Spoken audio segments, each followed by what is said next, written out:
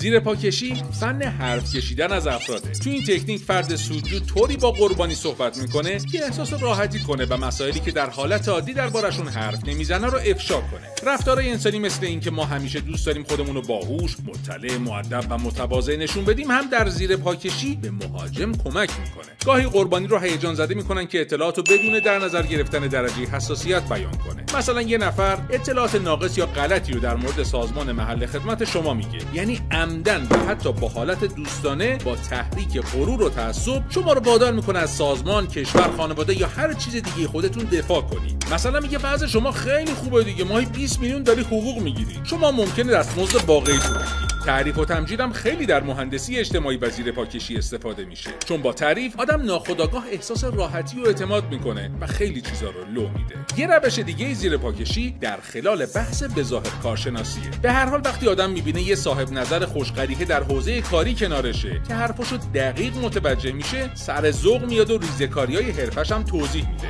که این اطلاعات ممکنه علیه شخص، سازمان و حتی مملکت مورد استفاده قرار بگیره.